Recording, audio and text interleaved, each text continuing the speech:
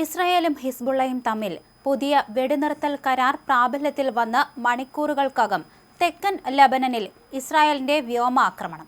ശനിയാഴ്ച പുലർച്ചെയുണ്ടായ വ്യോമ ഡ്രോൺ ആക്രമണങ്ങളിൽ 5 പേർ കൊല്ലപ്പെട്ടു എന്ന് ലെബനൻ ഔദ്യോഗിക വാർത്താ ഏജൻസിയായ NNA റിപ്പോർട്ട് ചെയ്തിട്ടുണ്ട്.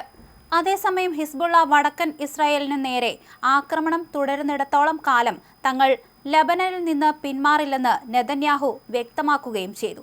ഇസ്രായേലിന്റെ പരമാധികാരവും ജനങ്ങളുടെ സുരക്ഷയും സംരക്ഷിക്കാൻ തങ്ങൾക്ക് അവകാശമുണ്ട്.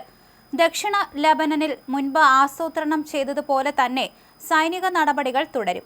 ഹിസ്ബുള്ള ആക്രമണം പൂർണ്ണമായി നിർത്താതെ വെടിനിർത്തൽ സാധ്യമല്ലെന്നാണ് ഇസ്രായേൽ നിലപാടെന്നും നെതന്യാഹു അറിയിക്കുകയും ചെയ്തു. ലെബനൻ പൂർണ്ണമായും ചുട്ടരിക്കണമെന്ന ഇസ്രായേൽ ദേശീയ സുരക്ഷാ മന്ത്രി ഇഥാമർ ബെൻഗ്വീറിന്റെ പ്രസ്താവനയെ അപലപിച്ച് ഇറാൻ വിദേശകാര്യമന്ത്രി അബ്ബാസ് അരാങ്ചി കഴിഞ്ഞ ദിവസം രംഗത്ത് വന്നിരുന്നു.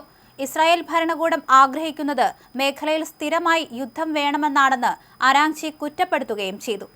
ലെബനനിൽ ഹിസ്ബുള്ളയുടെ ആക്രമണത്തിൽ 4 ഇസ്രായേലി സൈനികർ കൊല്ലപ്പെട്ടതിന് പിന്നാലെയാണ് ഇഥാമർ ബെൻഗ്വീർ വിവാദമായ പരാമർശം നടത്തിയത്. അതേസമയം അറബ് സ്ലീം നഗരത്തിലുണ്ടായ വ്യോമാക്രമണത്തിലാണ് 5 പേർ കൊല്ലപ്പെട്ടത്.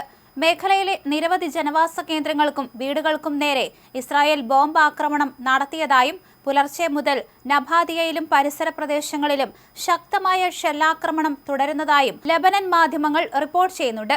വെടിനിർത്തൽ പ്രഖ്യാപനത്തിന് തൊട്ടു മുൻപ് തെക്കൻ ലെബനനിൽ ഹിസ്ബുള്ള നടത്തിയ ആക്രമണത്തിൽ 4 ഇസ്രായേൽ സൈനികർ കൊല്ലപ്പെട്ടിരുന്നു. ഇതിന് പിന്നാലെ ഇസ്രായേൽ നടത്തിയ പ്രത്യാക്രമണങ്ങളിൽ 47-ലധികം ലെബനൻ പൗരന്മാർ കൊല്ലപ്പെടുകയും 100-ലധികം പേർക്ക് പരിക്ക് പറ്റുകയും ചെയ്തിരുന്നു. ഈ പോര് മൂർച്ഛിക്കുന്നതിനിടയിലാണ് US ഖത്തർ ഇടപെടലിൽ വെടിനിർത്തൽ പ്രഖ്യാപിച്ചതും. അതേസമയം ഇപ്പോഴുണ്ടായ വെടിനിർത്തൽ ലംഘനത്തെക്കുറിച്ച് ഇസ്രായേൽ സൈന്യമോ ഹിസ്ബുള്ളയോ ഔദ്യോഗികമായി പ്രതികരിച്ചിട്ടില്ല. US-ഉം ഇറാനും തമ്മിലുള്ള പശ്ചിമേഷ്യൻ സമാധാന ചർച്ചകളെ പോലും ബാധിക്കുന്ന രീതിയിലാണ് ഈ ഏറ്റുമുട്ടൽ മുന്നോട്ടു പോകുന്നത്. അതേസമയം തെക്കൻ ലെബനാനിൽ നിന്ന് ഇസ്രായേൽ സൈന്യം പിൻവാങ്ങില്ലെന്ന് ഇസ്രായേൽ പ്രതിരോധ മന്ത്രി ഇസ്രായേൽ കാറ്റ്സ് ആവർത്തിച്ച് വ്യക്തമാക്കുകയും ചെയ്തു.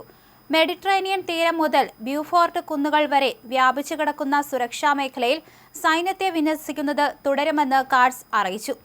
ഞങ്ങളുടെ സൈനികരെയും സാധാരണക്കാരെയും ഉപദ്രവിക്കാൻ ഞങ്ങൾ അനുവദിക്കില്ല. ഹിസ്ബുള്ളയുടെ വെടിനിർത്തൽ ലംഘനത്തെ പൂർണ്ണമായി ശക്തമായി നേരിടും എന്ന് തെക്കൻ ലെബനാനിൽ കൊല്ലപ്പെട്ട 4 ഇസ്രായേലി സൈനികർക്ക് ആദരാഞ്ജലി അർപ്പിച്ചുകൊണ്ട് എക്സിൽ കാറ്റ്സ് വ്യക്തമാക്കുകയും ചെയ്തു. ഞങ്ങളുടെ സൈനികരെയും സാധാരണക്കാരെയും ഉപദ്രവിക്കാൻ ഞങ്ങൾ അനുവദിക്കില്ല. ഹിസ്ബുള്ളയുടെ വെടിനിർത്തൽ ലംഘനത്തെ പൂർണ്ണ ശക്തിയോടെ നേരിടും. തെക്കൻ ലെബനാനിൽ കൊല്ലപ്പെട്ട 4 ഇസ്രായേലി സൈനികർക്ക് ആദരാഞ്ജലി അർപ്പിച്ചുകൊണ്ടാണ് അദ്ദേഹം ഇക്കാര്യം പറഞ്ഞത്.